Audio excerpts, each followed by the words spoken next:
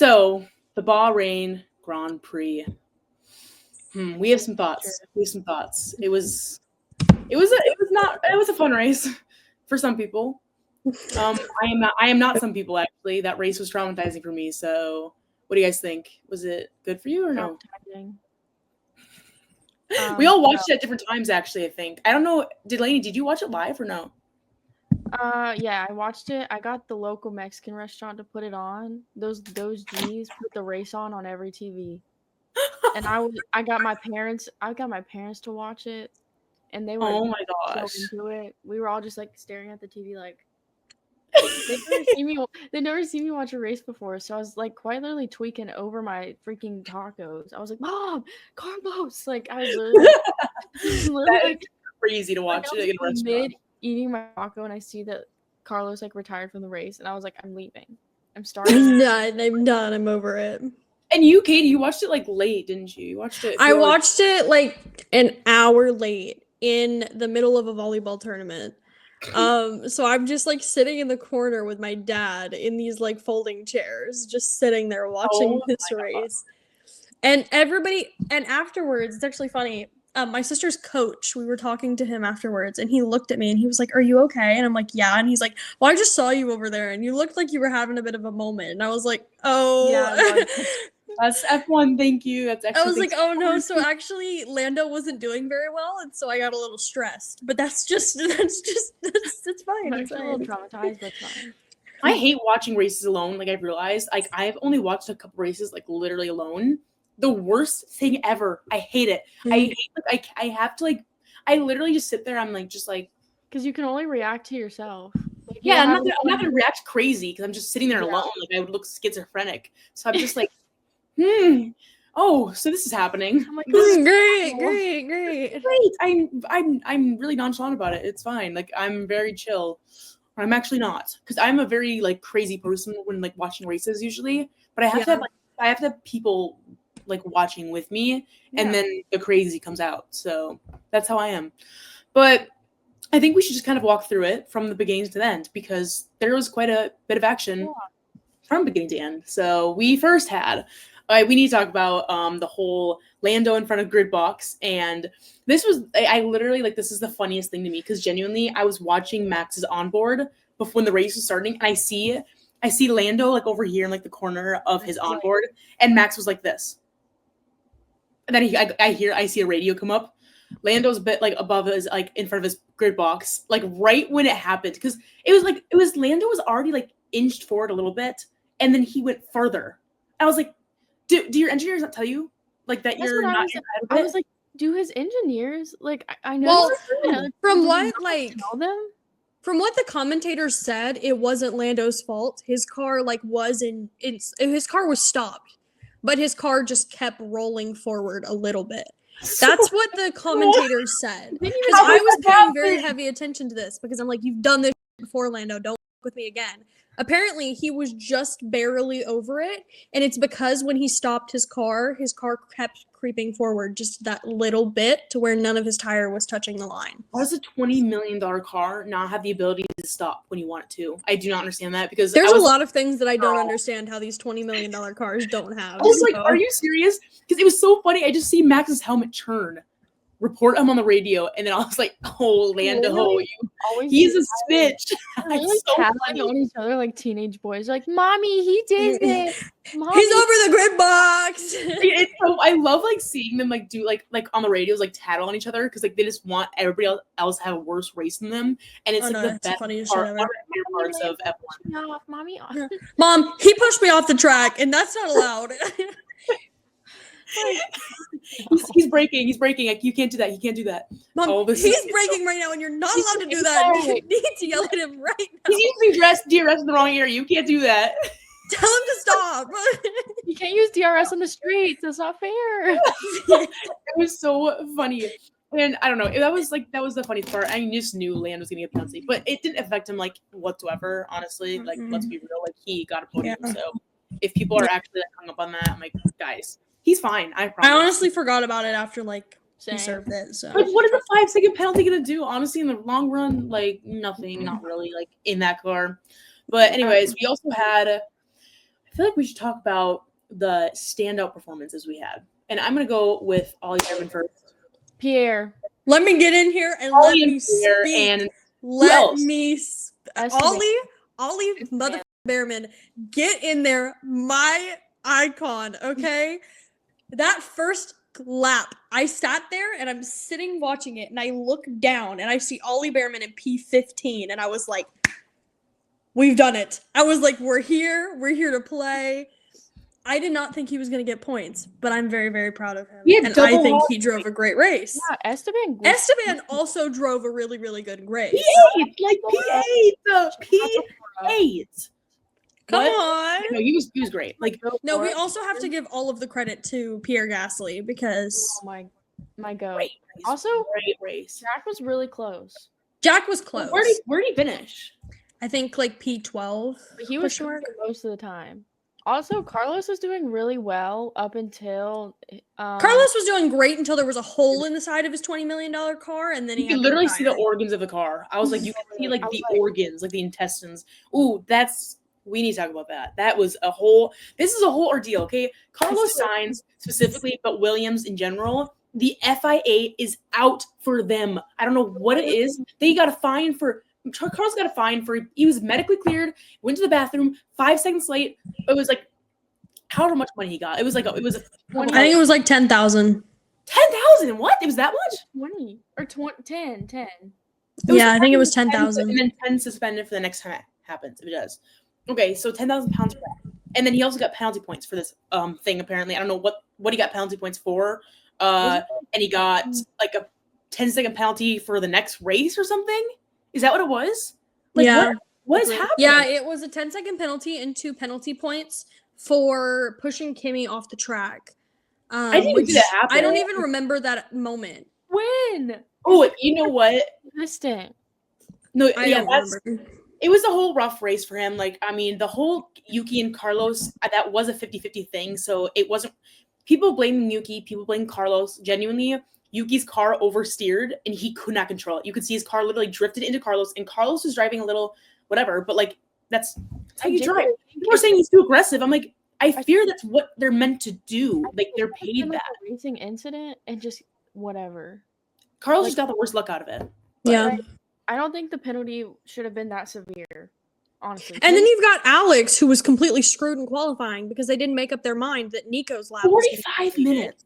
That's a problem. So FIA, I don't know what Williams did to you for you to act like this entire weekend, but I needed to stop because Alex could have gotten into Q2 if you had chosen to delete Nico's lap. The trajectory of the race. How is that not being talked about? I don't understand how that's like okay in any sense. How can you do that?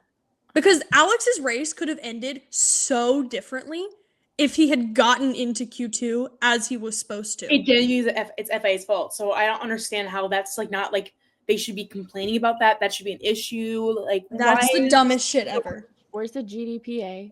I need Carlos Sainz and George Russell to come together, write up a GPDA post, just absolutely annihilating the FIA for this one because they deserve it. Did you see that clip of Lewis Hamilton? And it was like the Benz. Oh my god, yeah, he completely swerves him. He was like, "Where my hug at?" And then he was like, Lewis swerves him. Oh my god, it was the funniest thing crazy. Ever. I was like, "Are you serious?" I think Command to Ben literally quit, basically saying they were corrupt. Yeah, no, he literally said that. Like, it's becoming something more corrupt. I'm like, that's very I feel like there's signs here. I feel like there's a lot of visible, obvious signs that something should be changed. Yeah. And GDPA, I'm trusting you to do that. GDPA, I need you guys to come in clutch, and I need you guys to do something. It's personal for Carlos now. It is personal. Oh, it's also personal as fuck. I bet George is mad. I saw a post about this, that George basically helped the FIA like invent like a one-place grid penalty for Max that one time where like Max like a grid penalty and then it got put on him. I was like, honestly, George and Carlos should be pissed off this weekend. So they have something personal against the FIA now, and they're the perfect people to bring it up to them. FIA put a gremlin in George's car, and it was slowly shutting down. I was like, what happened to your car? What? Like, first down half of the race, we're doing beautifully. There's no complaints. We're just chilling. Randomly, the radio's like, yeah, your DRS is going to stop working and your screen's going to stop working. And we can't even see how fast you're going. So you just keep driving, babe. You actually dropped down to P20 within 2 seconds and made every single person's heart drop. And now you're not even there. I'm like, what the fuck happened to George Russell? How is he P20? He was, like off the track. Yeah, it's like everybody's over here, and then George Russell's like over there across the room. I'm like, where'd you go? Where are you? The Paddock Project earlier, and she had another girl on there, and she was like, I was literally thinking he was about to like end the race like a Flintstones car, and I literally thought that was so funny. Like, you know, on the Flintstones car, they have to run. I love that. I love that. I think this leads to another topic. This is like something that needs to be talked about very heavily is the camera direction during this race was the worst I've ever seen. And it's been not that good recently. The timesheets, the time gaps, everything's like broken, everything's messed up. And now we have the camera direction. They didn't show Oscar Piastri winning the race and crossing the finish line. You didn't show that. You didn't show Max Verstappen's overtake. You didn't show all these other crazy actions. You didn't show the midfield battles. What is happening? No, because it would randomly pop up on the screen that like somebody in the midfield was getting a penalty, and I'm like, for what? We didn't see anything. We barely saw the Carlos and Yuki incident. We didn't see the Kimi and Carlos thing, which apparently it was all the Liam ones. I'm like, what is Liam doing? We didn't see anything that Liam did for his penalties. Carlos got a 10-second penalty for hitting Kimi. We didn't even know that happened until after the race. Like, what is happening? Max Verstappen had a masterclass overtake on Pierre Gasly last lap. Didn't see it. We got to see a bit of Lando Charles action. Didn't get to see Oscar Piastri's domination of a race come to the end. I was like, are you serious? What's happening? It was just the weirdest thing. And I'm like, guys, like and all like the pit lane drama, all the pits, like nothing is being broadcast. Yeah, I was like, this is common knowledge for like the cameramen to do. So why is it different now? I have no idea. That's a bad like directed race. It was painful to watch, honestly. I hate how much they've tried to change everything this year, and it's just falling flat on its face. Like, can we just go back to how things were last year? Because it was fine. Flag. What? I had no idea why there was a yellow flag. They just like never talked about it took the commentators like 5 minutes to mention it. I'm like, did they not know either? Like, was there like no like coverage on it? And when there were like these different penalties and stuff, like whatever is happening, it took them like 5 minutes extra to mention it. So I was like, what's happening? Even when there was like a safety car, they normally will pan to like the bit that's on the track so you can see what the safety car is for. We were just told that there was a safety car. We didn't know what it was for. There shouldn't even been a safety car from what their commentators were saying. It should have been a virtual safety car because there was like little to nothing there. But normally, they'll like pan to it so that you can see the part of the track where there's like a bunch of debris. Yeah, Where was that? It was terrible. Such a mess. I was like confused at that race. It was. I thought someone was in the wall. I did too. I fully thought somebody's in the wall or like drifted off, and they didn't even tell us. They were just like they kept talking about the race, and I was like, guys, I'm like, no safety car popped up on my screen, and I'm like, well, I can't see anything other than like Lewis Hamilton just driving right now, and he didn't overtake anybody. So why are we watching Lewis half of this race? He's not doing anything. He's just sitting here. I know, like Yeah, but it was annoying. Also, Kimi Antonelli, I feel like not a lot of people are talking about this, but he had such a good beginning to his race too. Same with George. So Mercedes just in general kind of went like this. Kimi's race was he had such good overtakes in the beginning. He was very aggressive. Really it was really amazing. And that overtake, that like little like what do they call it? Like a switchback or something like that on Max Verstappen. That was good. His dive on, I think it was Carlos, was beautiful. It was like, my God, it was beautiful. I predicted him being in the top 6, top 7. I think that could have happened if his strategy wasn't terrible. Because the strategy is bad, and then he got stuck in the DRS train and then the traffic. If that didn't happen, he would have been top 6. I'm telling you, it would have been. I believe in it. I just think his strategy ended up being really terrible because of the safety car. If the safety car hadn't happened, his strategy would have been okay because he would have pitted earlier, and I think he could have made up a lot of positions. But because everybody got a free extra pit stop because of the safety car. I think it really screwed over everything that he had going for him. Yeah. Speaking of pit stops. Oh, this is going to be a hard one for Gabby. This is just a hard one as an F1 fan, just in general, right? This was painful. First, specifically how you like remember that Red Bull, I don't know if they actually hold the record now, but they had the record for a while on like they're just generally known for having very good pit stops. Like their team is very well managed, maintained, whatever. And they go on and the pit light, the light that turns green when they're allowed to go, was like not going for both drivers in a row. Why was that? I was like, why is that happening? Why is this happening? And then they just had a bad pit stop after in the end anyways.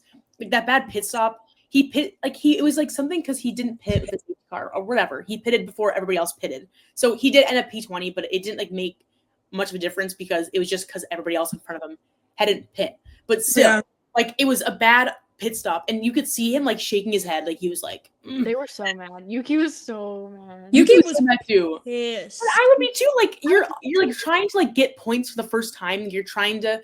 Also, he did get points for the first time since Las Vegas 2024. Yoinks. Yeah. They have not had points for the second driver yet this season, and since Las Vegas last year. So that's a huge deal. Let's fucking go, Yuki. Yeah, honestly, like I'm very glad that happens. I think he has a good, but it's like he almost seems to be struggling less with the car than Max, and that I'm like curious on why that's happening. Yeah. I was kind of weirded out by that because I feel like I'm almost like wondering if Yuki is used to having a bad car. So like Yuki, I don't know. Yeah, but Max is used to having this like high performance car, I guess, because he's had it for like years. So I don't know. I honestly have no clue what happened. I was very confused, but I mean, I feel like I don't know. The whole Max and Red Bull thing, like the whole situation is just so like complicated to me. It's so complex because like there's more information, by the way, that it was during Ted's notebook, his little like Ted Kravitz's little segment he does. And he said after the race he saw that Max's manager Raymond walked over to help Marco and basically just gave him a piece of his mind. He said, and I quote, like he gave him a piece of his mind. So, and then Helmut Marko apparently just sat there and just took it. And then also Helmut Marko later on was talking to German journalists. I think it was Germany or something. And he was like, what they're asking him, what's the concern like that Max will leave Red Bull? And he was like, it's huge. Like we need to figure out our issues. He's mad at Red Bull now to Helmut Marko. He's like, we need to get our stuff together basically. And so I genuinely think that if it does not get better, I think what they were saying, it was like by like summer break or something. If it's not better by then, I can fully see an announcement happening from Max Verstappen. I just wonder where he would go. It's going to be Aston Martin or Mercedes. Like, there's genuinely no other options I can see. It's either that or retirement. Max to Audi. Those three. Max to Audi. No, honestly, yeah. Max, I don't see Max going to Audi because he knows that they're not going to be a good team for years. I think they're going to be a good team pretty soon, honestly. I feel like I have a hot take on this because they've been developing for multiple years now. And also Audi just in general does fantastic in any other racing series they're in. I have very high hopes for Audi within short term. I think that I don't think they'll take a long time to adjust, honestly. I think they're like an underdog. I think they're going to be I think they're going to thrive. I think that they're actually going to be a good team because I don't know. That's just what I think. And I hope so. I don't see it happening. Yeah, we'll see. I just see that Max went at Adrian Newey and got a crap ton of money up with Lawrence Stroll up in there because they can afford Max. I bet they can afford Max. So I see him going to Aston Martin for those reasons, or Mercedes because Mercedes has so far the best engine, and it would be a great team there. So it's I don't see any other options. Like where else? I can't picture him going anywhere else. Like where else? There's nowhere else for him to go because he's not going to go to a bottom of the barrel team. He would rather retire than do that. Yeah. But if he sees a future with like Mercedes, because Mercedes could come back in 2026, or if he sees like Aston Martin with that Honda engine in 2026 and like thinks that they can do good things, I see him like considering those options for sure. I think it's either those two options or retirement. It's genuinely like not retirement, but retirement from F1 specifically. So that's I think those are his choices right But now. I hope Those are not. choices.